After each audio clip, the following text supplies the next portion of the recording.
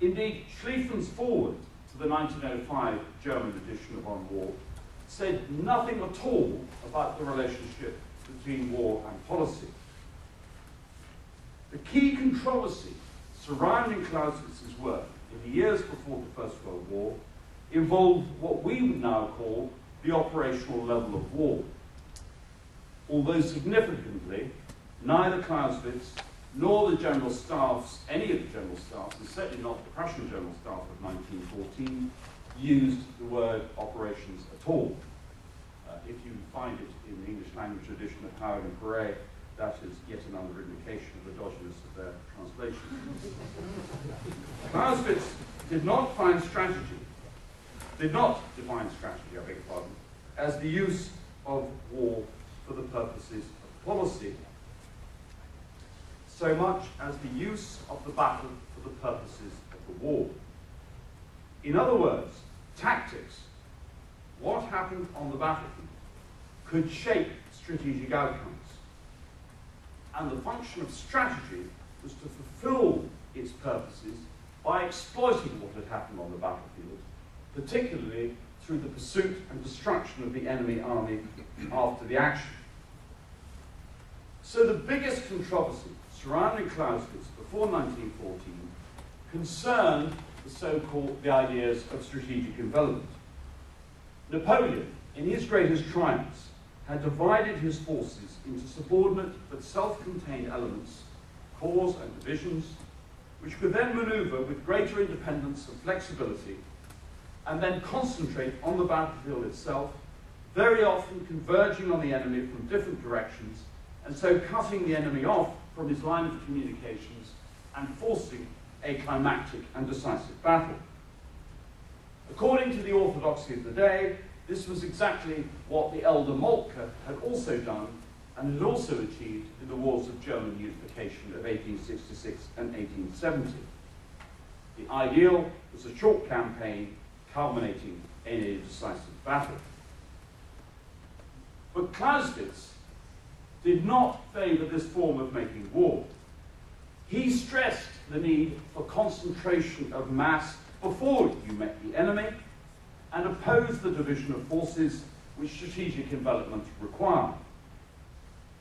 French military scholars, writing in the 2 decades before the First World War, began to unlock the secrets of Napoleonic warfare through the examination of the great man's correspondence. And they argued that Clausewitz had not understood the essence of Napoleon's achievements, even if he had been literally on their receiving end. For Napoleon, strategy was the means to enable a tactical decision on the battlefield. For Clausewitz, the battle was the tactical means to enable the strategic decision. And so the war plans of 1914 and the initial manoeuvres in the early months of the First World War embraced that Napoleonic view of strategy, the need to manoeuvre to enable a climactic and decisive battle. Clausewitz's rejection of strategic envelopment was deemed an aberration, and instead he was called in evidence to support 3 generally accepted propositions within the armies of the day. The first of those generally accepted propositions was the idea that battle was the centre of warfare. What Schlieffen had written in his 1905 foreword was that the principal lesson to be drawn from Clausewitz was that the overriding aim in war was the destruction of the enemy's armed forces, and that the highest rule in war was decision by force of arms. Clausewitz wrote in direct and bloody terms about fighting and stressed its centrality to the concept of war. He spoke of annihilation, the German word being Vernichtung, reduction to nothing, exactly what annihilation means in English.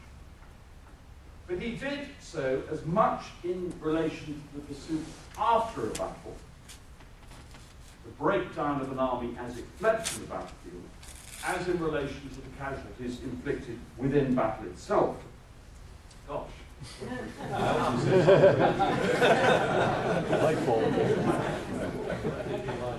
doesn't mean I can read my notes. What he meant by it embraced the destruction of the enemy's order and discipline, as well as its physical destruction. But for Schlieffen, in 1905, the battle itself was the payoff.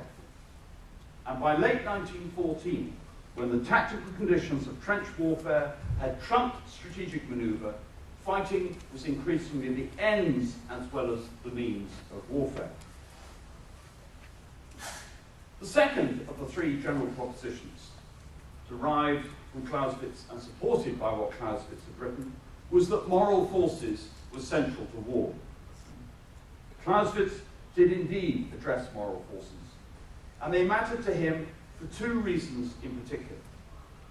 The first was the need for early 19th century Prussia, his own Prussia, the Prussia in which he lived, a country massively inferior in power to France, to be able to feel that it could actually beat the French one day, that it was not to be perpetually inferior to Napoleonic France, to believe that it could overturn the victory of the French at Jena in 1806, the defeat that Prussia suffered, which smashed the Frederikian order. Germany's sense of inferiority and vulnerability in 1914 made this argument equally powerful in the First World War. And the second attribute in relation to moral forces was the moral courage required of the commander, the ability to take a decision in tough and adverse circumstances. And that was mattered more to Clausewitz than the physical courage required of the troops themselves. However, in 1914, it was the latter which seemed much more suspect than the former. Commanders did not doubt their own moral courage.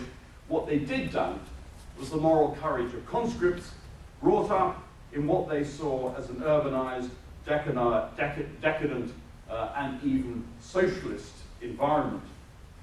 Their complaints about the youth of the day may sound remarkably familiar to some of you.